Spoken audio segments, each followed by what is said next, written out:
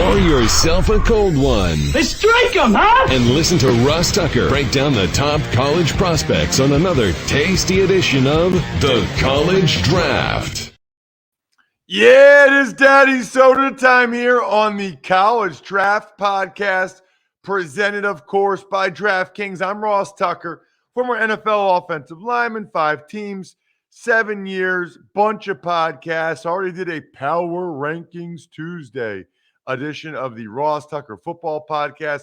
We will do the Even Money Podcast at our normal time today, even though there's still 2 more NFL games in Week 15. You can hit me up on social at Ross Tucker NFL. We are at Ross Tucker Pod. I absolutely love when you guys retweet or like the show. It makes a great difference to us. Means a great deal. Hit the quote tweet button. Love that. You get a great chance if you quote tweet at Ross Tucker Pod of getting a retweet there. So go ahead and do that. The star of this show is Emory Hunt.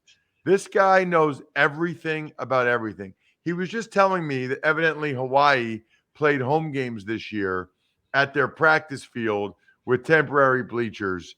Check him out at FBall Game Plan on Twitter, Football Game Plan on YouTube, footballgameplan.com/2022 draft guide. It's time. If you haven't gotten it yet, it is time to get the best draft guide. Emory, I honestly don't know how you do it. Like, how do you know everything that's going on in the sport of football? Like, what do you do all day? Here's the thing, Ross. This is something my grandfather told me way back when.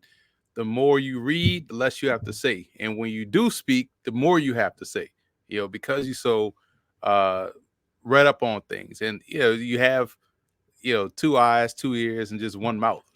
Read more, watch more, speak less. Well, it's impressive. Maybe that's why I don't know crap. All I do is talk.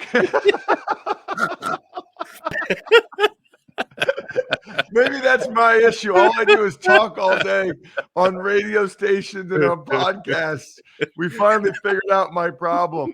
Any big takeaways, by the way? We record this Tuesday morning this week, 8:45 a.m. Eastern time. Any big takeaways from bowl season so far?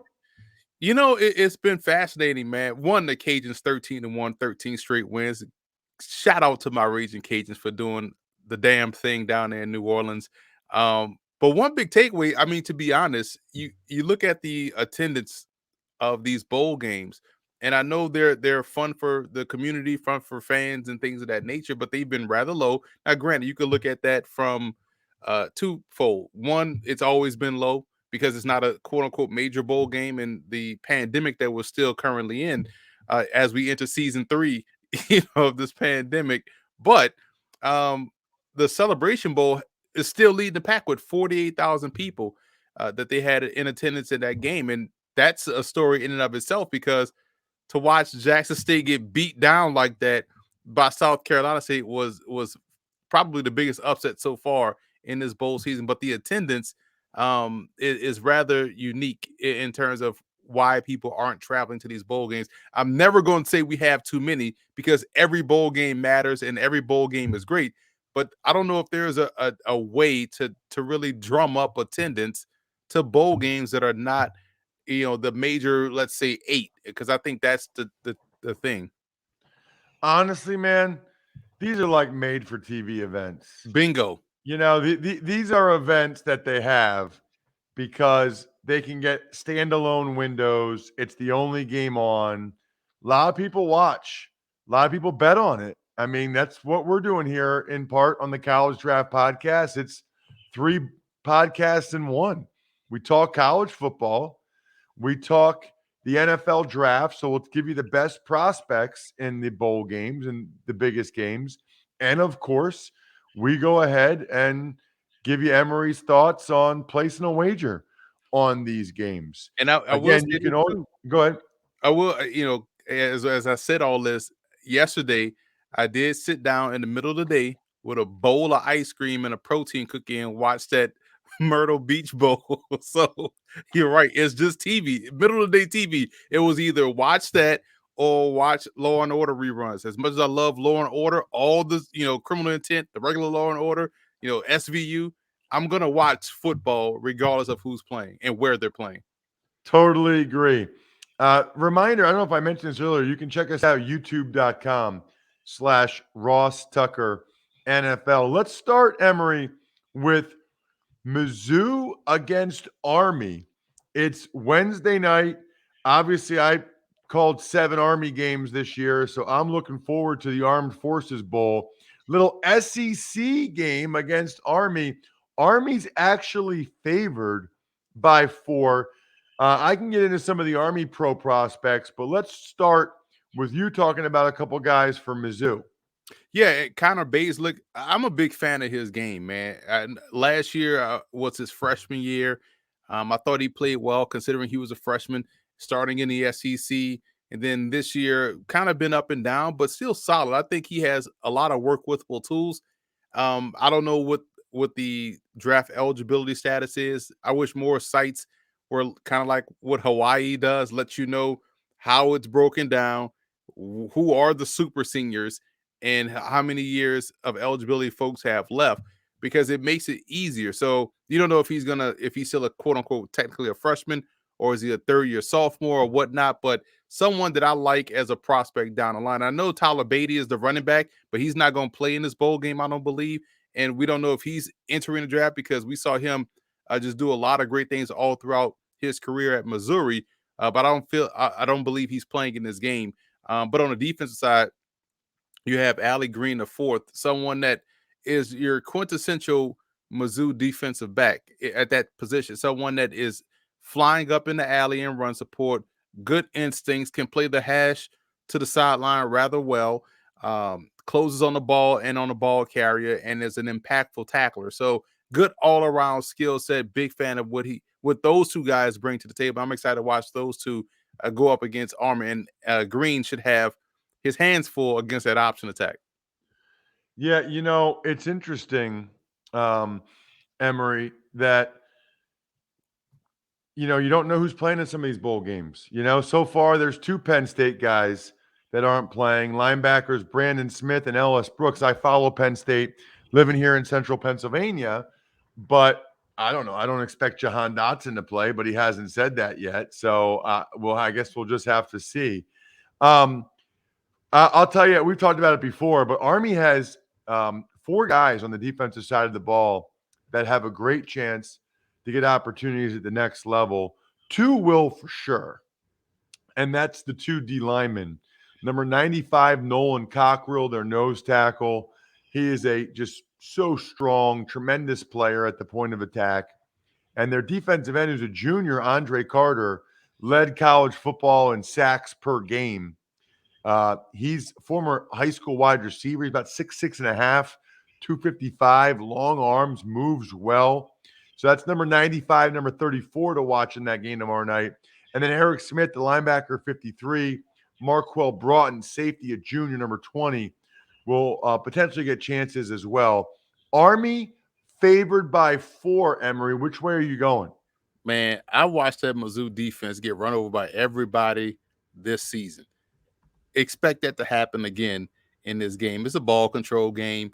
Army's defense is solid. They can run the football. To me, this is an easy cover for the Black Knights. So I like Army to lay the 4 here. Question, Ross. Since you cover Army a lot, what do you feel about the rule that it's an ever changing rule? Can guys go? Do they have to wait the 2 years before they go? Should they allow guys that are clear-cut pro prospects just go and play NFL and serve as the best recruiting tool for the service academies? Yeah, well, look, nobody asked me, but as long as they still have to do their 5 years at some point, as long as they still have to put their time in, I think they should let them play. Because when you see Elijah Riley starting at safety for the Jets, the government pays millions of dollars recruiting, millions and millions of dollars for recruiting. There's nothing better for recruiting, at least if you're trying to get the best and brightest, than a guy watching an NFL game. It's like, wow, there's an Army guy. That's awesome. You know, a guy from Army or a guy from Navy, especially for the football team, but not just for the football team. I really think it's that way for everybody. You know, the more times there can be stories in the newspaper about, hey, there's an Army guy on this team, you know, Alejandro Villanueva and what he's done. I just think that positive publicity is way worth letting the guys delay their commitment for 5 years or, you know, for however long their 5-year commitment. So I'm a big fan. Let's get to Miami, Ohio against North Texas. Another 4-point spread. And I think it's interesting that you have Dominique Robinson listed for Miami, Ohio, Emory, because I've done a couple of his games the last couple of years in the MAC. He looks like what you're supposed to look like. I mean, he is a beautiful looking football player. High school quarterback, came to Miami. He was at receiver. Then they kind of put him at tight end. Finally put him at defensive end. I mean, chiseled out of granite, crazy long arms. He doesn't even really start for them. And yet I think he's going to the Senior Bowl. Yeah. And that's the thing. And I'm glad you brought up the guy from Army because it was the perfect segue and transition into Robinson because they're built the same way in terms of these long, angular, athletic guys that find ways to the quarterback. And when you're talking about draft, and this is why we got to make this point clear to folks out there that follow the draft and understand when we're talking about draft, first of all, you look at all picks. I look at all picks as opportunities to get better. So to me, there is no wasted pick. Second, you look at guys as developmental guys. Now, granted, I would say 90% of guys are what they are coming out of college. So you know, if what you see is what you're going to get. But for guys like Robinson, you know the backstory. So you know you still have development opportunities with him within his game.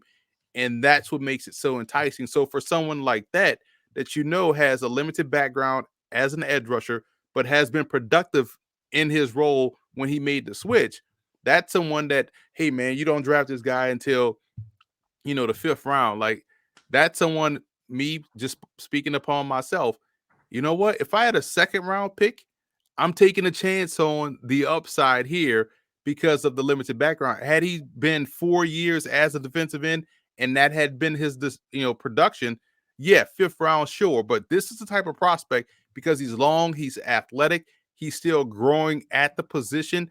And if you have a stud defensive line coach that can get the most out of guys, this is the prospect that you can see with the quote unquote shooting up draft boards. And I guarantee once he gets down there in Mobile, we know how 1-on-1 is heavily favoring the defensive lineman in that drill. That's someone that's name is going to become more popular around the draft community. He's got a pretty good battery too in terms of how hard he plays.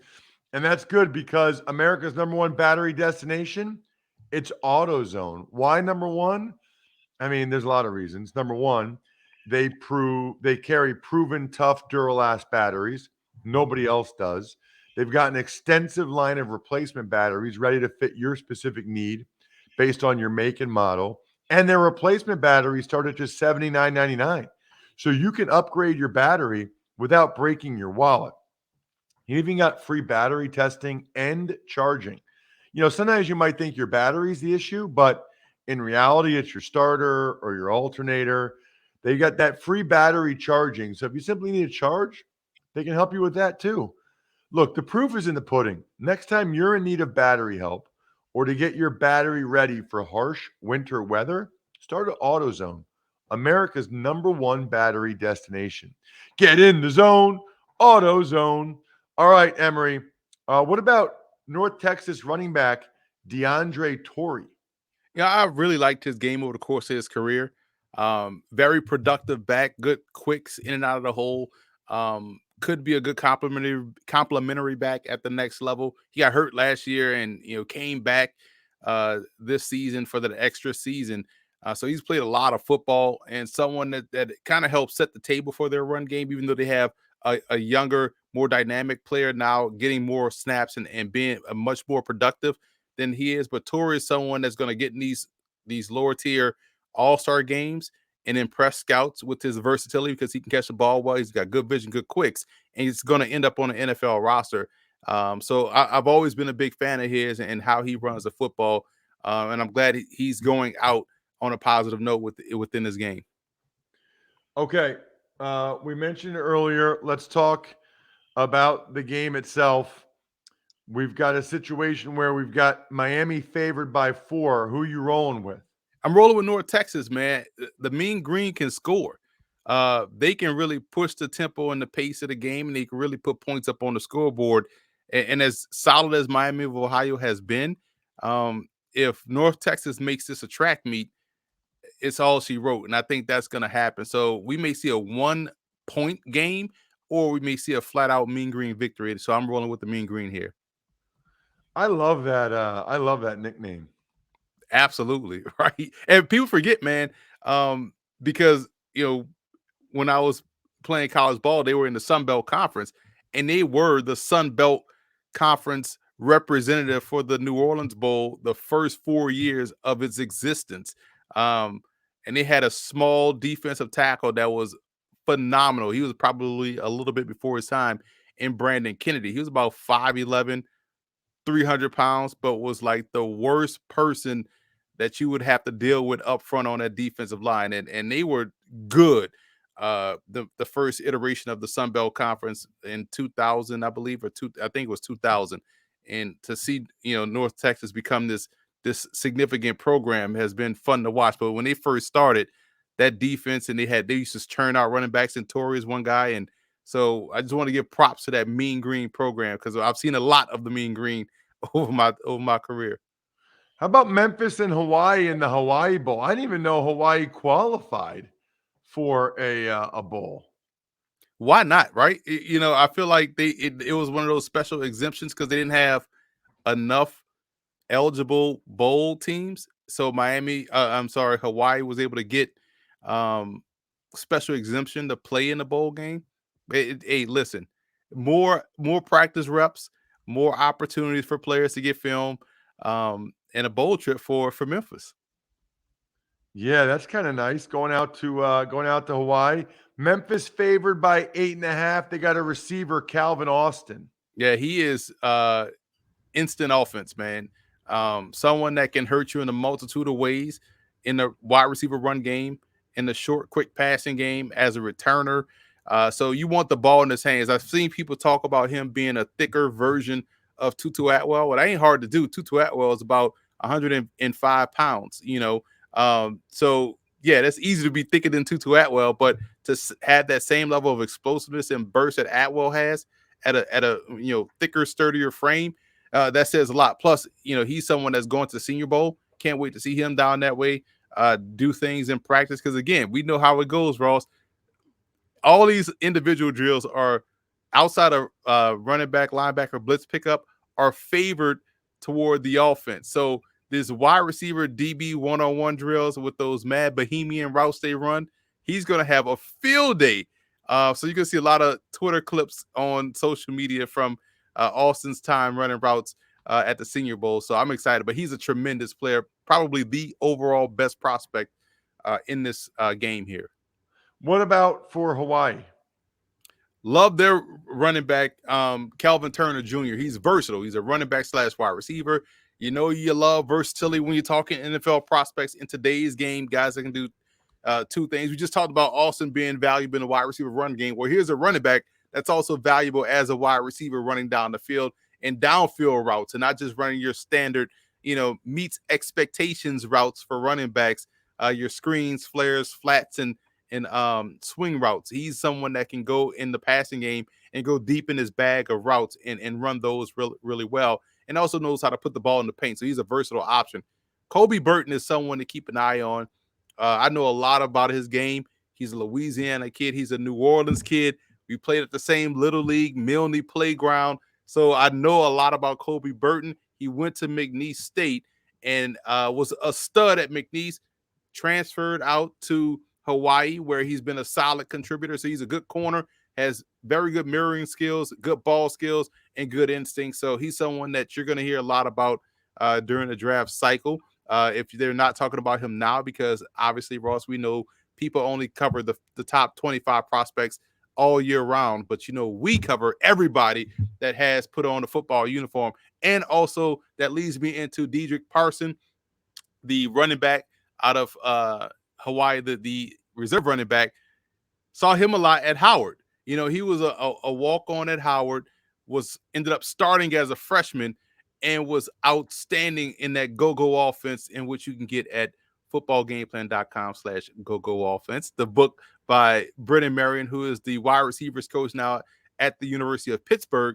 And Parsons has great darting skills, I like to say. Someone that can get in and out of a cut from a dead standstill, and that jump cut that you see running backs master nowadays, he has that in spades. So he was someone that got the call up to go from Howard to Hawaii when Brennan Marion was out there at Hawaii last year, before he moved on to Pitt. And Parsons is someone that's a sleeper guy. He's going to be a special teamer initially, but someone that you could find a role within your offense. It may be NFL, it may be CFL. He could find a role and star as a tailback, or with the USFL now in effect, Parsons would be someone that would be perfect in that league too. So keep an eye on those two small college prospects that made the move to go to Hawaii. What a great way to finish your career, going from DC and Lake Charles, Louisiana, to finish out in Hawaii. Yeah, really. Memphis is laying 8.5. What are you doing, Emory? Oh, lay those points with Memphis, man. Easy. Memphis is going to run away with this game. And again, Austin may not even play, but I think Memphis still has enough bullets in the gun to run away from this in Hawaii. Hawaii has been scattershot a bit this year, on both sides of the ball. Outside of their, once we saw them in week 1 against UCLA, week 0 against UCLA, since then it's just been a bit up and down for them, and I think Memphis can easily cover here. So that's Emory's pick. PicksWise is the #1 free app for football picks, odds, and analysis. Find expert picks for every game all season long. Loaded with best bets, props, and parlays. You can find in-depth game predictions giving you the who, how, and why behind every prediction, all for free. Found your pick? Search our latest DraftKings promotions to sign up for an account and place your bet. Download the free PicksWise app now to make your next bet better. PicksWise backs responsible gambling. Gambling problem? Call 1-800-GAMBLER. Let's talk about who we're going to gamble on in the next game. Ball State against Georgia State. Georgia State favored by 5. We'll start with Ball State quarterback Drew Plitt, one of these 6-year guys that's just been there forever. Has been there forever, been productive, one of the more productive quarterbacks in their program history, and someone that fits the mold of, like I just talked about with Dedrick Parson of Hawaii. He may be better suited to play in a league like the USFL or the XFL in 2023, but someone that in the NFL, he's probably more along the lines of your QB3. Your third string quarterback is going to give a few preseason reps. If teams carry 3 quarterbacks, he would be a good guy. He's good efficiency within the passing game, good solid base of skills. But for me, I think he's someone that needs to continue to play, and I don't feel like the NFL will afford him that opportunity. So a lot of these college guys, to be completely honest, and I've told these guys, this since I've spoken to a lot of them during these shows that I do, where I interview a lot of college prospects or college players. You guys are entering football, the professional football world, at the right time, because there are more opportunities to play professional football and get paid for. CFL, you have that's been around for 100 plus years, but now you have the USFL and potentially the XFL in 2023. So you're going to get an opportunity to play professional football. I think Plitt would be someone that these alternate leagues should target right away, because he's played a lot of games. He has good basis of skills and can help an offense, but I just don't think the NFL has room for guys like that. They want those guys that are near the top and ready to start and play right away. What about Georgia State's tight end Roger Carter? Big fan of his game, man. He's one of those classic old school H-back types. He's good on kickouts, whams, but also solid in the flat area. You could leak him down the field on these wheel routes or seam routes, and he's a load to bring down. So he gives you good value as a run after catch player. And I think he has a good overall skill set and one that's going to find himself in a role. If I could project him forward to an NFL team and say he is the perfect fit for that team, Tennessee would be ideal because he plays like a Tennessee Titan tight end / H-back, and I'm a big fan of his game. Okay, so then with Georgia State favored by 5, what are you doing? Laying those points with Georgia State, man. Sun Belt football is outstanding, but Georgia State, quiet as kept, has been stacking up that roster, man. I've been impressed with what they bring to the table on both sides of the football. And so I feel like they're a much more, consistent team in terms of talent at all 3 levels on defense and on offense. Up front, they can block. Granger at quarterback is a difference maker. So I just think that they will do a great job in taking care of business against Ball State here. Before we get to the last game, it's Western Michigan and Nevada. I want to give a shout out to people that overcome the odds, rewrite the playbook, deliver under pressure. The MVPs of small business that lead their teams to victory all year long. Visa is proud to provide playmakers everywhere with more tools to help grow their business and help them achieve even greater success. Because the more people we can empower, the more we all win. Visa, a network working for everyone. Western Michigan at Nevada. I haven't seen yet if Western Michigan D-end Ali Fayed is playing. I know Nevada quarterback Carson Strong is not. Probably one reason why Western Michigan's favored by 6.5. But I still wanted to get your eval of Strong, Emory. Yeah, Strong is someone that, if you just watch him play and just watch as a fan and watch the game, that's a pretty solid quarterback. And I think that's what he is in terms of a pro prospect, because everyone wants to one up somebody. If you say, oh man, Carson Strong is pretty good, the next thing you know, the next person is going to say, well, I like him as a first round pick. And then the next person will say, he's the best quarterback in his draft class. The next person will say, I would have taken him over Trevor Lawrence last year. So I feel like everyone is trying to one up someone. But when you just watch him play, he does a lot of things well. Where you have concern, obviously, is about the knee. But I know Jim Nagy, who does a great job with the Senior Bowl, said that he got a doctor's opinion on Strong's knee, and he should be fine moving forward. As a pro, should be no ill effects. I know that affected him this season. So that's one concern that could potentially be off the table.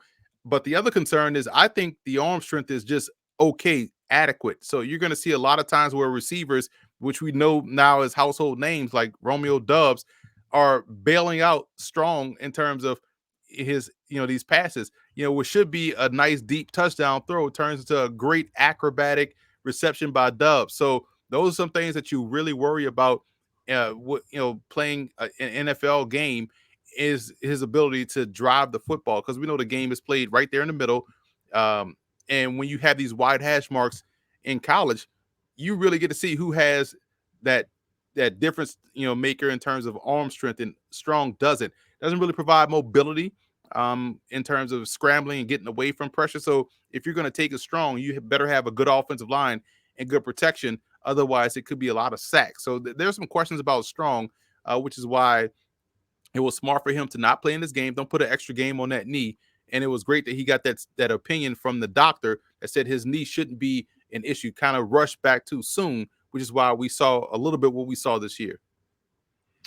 Interesting. All right. And tell me about Ali Fayed for Western Michigan. I was on the broadcast 2 years ago when Monmouth played Western Michigan, and I told you, I gave you the heads up. I don't know if you did a game out there, but that taco bar that they have at the press box, top notch.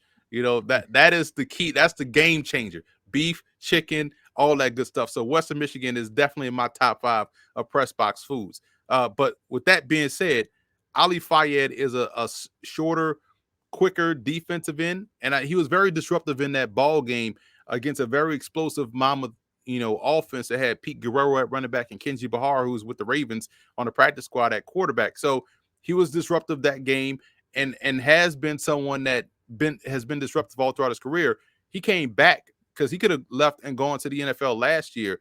So someone that's quick, has good hand usage, and is someone that's probably can be a stand-up edge guy, or with his hand in the dirt in this game. If he's playing, you want to see how consistent he is in terms of being able to anchor versus the run, because that's going to be the knock going forward. How good is he at the point of attack? Can he get off blocks? Can he, really hold his own at the point? And if he plays in this game, you get a great opportunity to see that, because Nevada's offensive line is fantastic.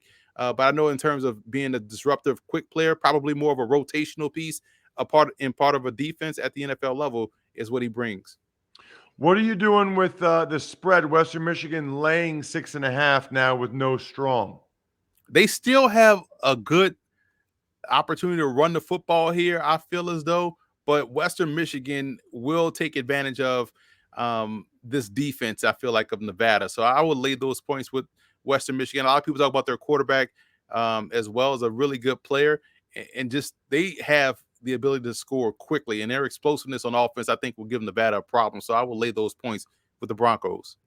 Check him out on Twitter at FBall Game Plan. Certainly Football Game Plan on YouTube. We're youtube.com/Ross Tucker NFL. Footballgameplan.com/2022 draft guide. What a great Christmas gift. What a great Christmas gift to yourself or someone else. Get the draft guide. Footballgameplan.com/2022 draft guide. Right when you stop listening, right now. Don't wait. Get the draft guide now. Other than that, the keg gets kicked. We're all tapped out. Thanks for listening to the College Draft Podcast. Make sure to also subscribe to the Ross Tucker Football Podcast, Fantasy Feast, Even Money, and The Business of Sports. All available at Apple Podcasts, rosstucker.com, or wherever podcasts can be found. A lot of times on the show, I mentioned DraftKings. Here's what you need to know. You got to be 21 or older, New Jersey, Indiana, or Pennsylvania only. New customers only. Restrictions apply. See DraftKings.com/sportsbook for details. Gambling problem, call 1-800-GAMBLER, or in Indiana, 1-800-9-WITH-IT. By the way, if what I was talking about included a deposit bonus, doesn't always, sometimes it does. Deposit bonus requires 25 times playthrough, and deposit bonuses are paid out in site credit.